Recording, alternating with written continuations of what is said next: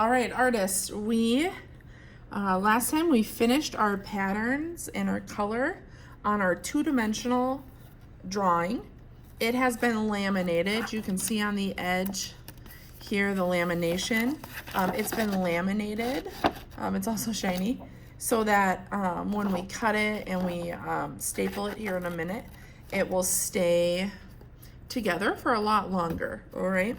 So now our job is we want to turn this two-dimensional artwork into a three-dimensional sculpture, similar to what Frank Stella does.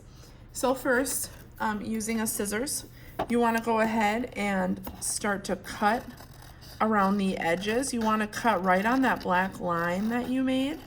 I don't really want to see any white because that will not be a part of your sculpture. So I'm going to go ahead, I'm going to finish cutting this out.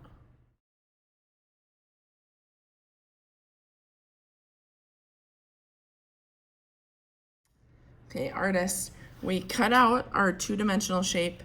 We're going to make some more cuts into it. And I already did, I thought my video was recording and it wasn't. So I'm going to walk you through what I did next. Remember, there's those black lines that divide each section. Your next job, using a scissors, you want to cut on some of those lines so you can see. I'll show you a few. I took and I cut all the way into here, and then I cut on this line. See how I left a little bit of space though, so it's still connected? Do not cut your shapes off. Just cut on parts of the lines so that these shapes can start to bend and we can start to make them into a three-dimensional artwork. Keep your scissors near you. You might decide as you're working on this next step, you want to make some more cuts into some of these. Like, I'm going to do that right now because I know I want this line just a little. Okay, next, you're gonna get one of these white sheets of paper. I'm recycling. I found a stack of 2010 census posters. So they're almost 10 years old. This is the back. Write your name and your class code in Sharpie on that white piece so I can see who this belongs to. Flip it over. We're gonna be using a stapler. They should be loaded with staples. They all should work. I tested them. You need to be safe with them and only staple your artwork in this sheet of paper. So here's how this is going to work. Sometimes you might need a friend to help you, but you need to start with one piece of your art. And I'm going to staple this piece to this corner, because that's where I'm going to start. So that piece is secure. Now I'm going to go ahead and I can play around with it. See how it's turning into 3 dimensions? I might staple here.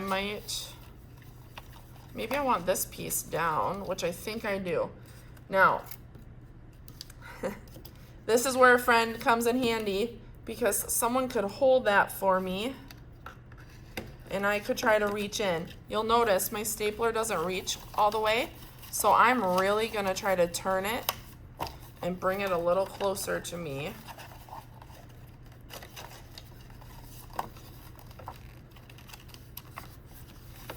Let's see, it's as far as it'll go. Let's staple it right here. All right, I got it's starting to turn 3D, and then I can bring this piece. Don't staple until you're ready to commit. Ooh, kind of like that standing straight up or up like that. I'm gonna go ahead, I'm gonna finish kind of messing around and figure out how I want this to be.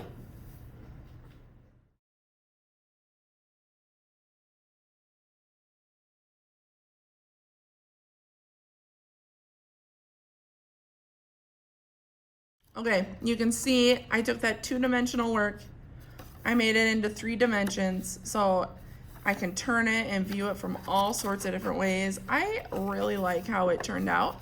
I had to be flexible and really kind of change some things that I had envisioned in my mind. And now our final step. Our sculpture is on this white background. Add a few details to it. Maybe you outline it, maybe you draw in some shapes or some patterns. You don't need to color it all in. Just think about how could my drawing on here enhance my sculpture. And we're going to use colored Sharpie to do that because of the material that this paper is.